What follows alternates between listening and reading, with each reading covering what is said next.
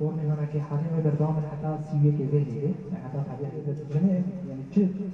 سؤالك معين بعد وده هذا فرسان أستاذ أحمد إما طالب جامعي صار بدأ صار سجنا دو شاطئ عدنا دو جنتبو إيجو خوبخش يعني دورات هذا مثلا المراكز هذا أو منظمة سباركا قالك الكريمات كي كطلبة كمواصلات يعني الكريمة قالك كي دام شين بخينن كام طلبة سوريا مهرب من يعني من أورانا دا أمشين هكا مروفكي تشي مصروف نبيت مصروف دين قالك باش بوما قالك على كاريا طلبات كي خاصة في طلب بكالوريوس سوري تقديم كريشين الفيريجي بقدمينن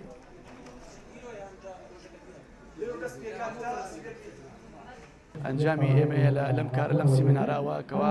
کەوا قوتابیانی سووری خۆمان کەوا نەیانتوانی ئەو خوێندنی باڵای خۆیان تەواوکەن بۆ پێی ئەو زروفی کەوا لای ئەوان هەیە ئێمە بتوانین بیانگەین بۆ جامعەیەک بیانگەین بگەنە زانکۆکانی کوردستانی خۆمان کە لە لۆک بیان سلێمانی بێ لە هەولێر بێ جا ئێمە ئەم سیمینارەمان ڕێخستکەوە باسی فۆرمەکەکەین ئالیەتی ئیشکردنی لەسەر ئەم فۆرمە چۆنە بێت.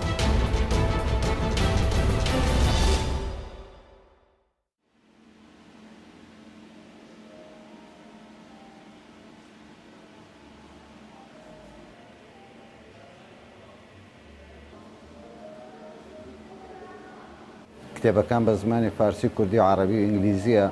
زیاتر لە 1300 عنوان کتاب لە خۆ دەگرێت و دوو ڕۆژ ئەو پێشەنگایەمان کردوێتەوە بەڵام بەداخەوە خوێنەر زۆر کەم هاتووە سەردانی کردووە یا بەعام بڵێم ئەوە پێشەنگاکەی ئاوها دەبینن.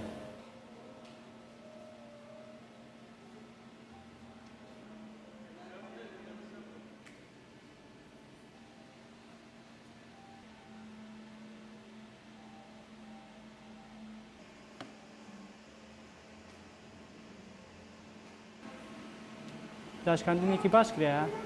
بەڵام بەداخەوە کەسانێک نازانم زۆر کەم سەردانی کتێبخانە دەکەن نازانم هۆکار چییە.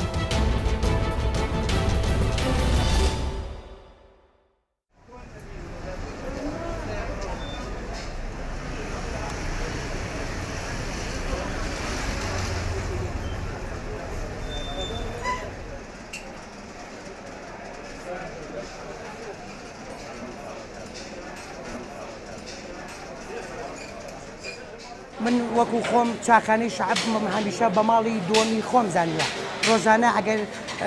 بۆ چەند دقەیەک یا چەند ساتێکیش بێک من ئەم ماڵەی خۆم بەسەر نەکەمەوە وا هەستەکەم گەورەترین هاوڕێ یاخود گەورەترین هەوا و ژوانی سروشتی جوانم لەدەست داوە.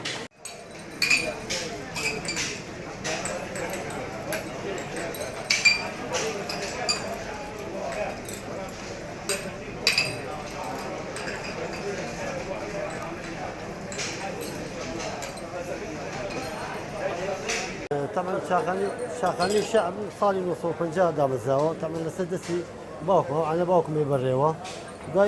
داي وفاتي طبعا يمشي لقى باكو يعني ايش ما كدوا منو كاك بكر حتى وفاتي صار يشتاويك او كو وفاتها يما شوال براين شاخانه كبن بريوه باكو ما دبدوزوا على قال له شاعر كونان سدس او شاعر كونانيزو كاموشي ايران كدو كاك خولو احمد هرديو كامل موكريو كاك خول ام كاك شركو امانه هلا تشي ايران كله قالوا انا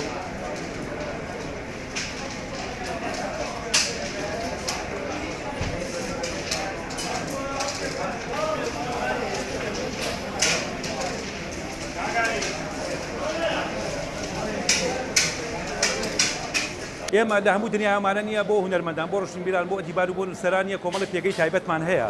کە بۆی بیر و ڕای هونەرمەندان و بیر و بۆچوونی نییە هەموو ئاستەکان لە چینی نوخبە و ڕۆشنبیران و ئەدیبان ئاڵوگۆڕی ڕای یەکتیتیا بکەن. خۆشبەختانە لە دێر زەمانەوە چاخانەی شەعبیش پێگەیەکی تایبەتی داکوتاوە ئێمە دەبێت بەو ڕۆحیەتەوە کاریگەریمان لەسەری بێنیە بۆی ڕێز و پارێزگاری لێ بکەین هەمیشە بێتە ماڵی دووەمی هەموو چینەکان بە تایبەتی چینی ڕۆشنبیران و ئەدیبان و ڕۆشنبیران.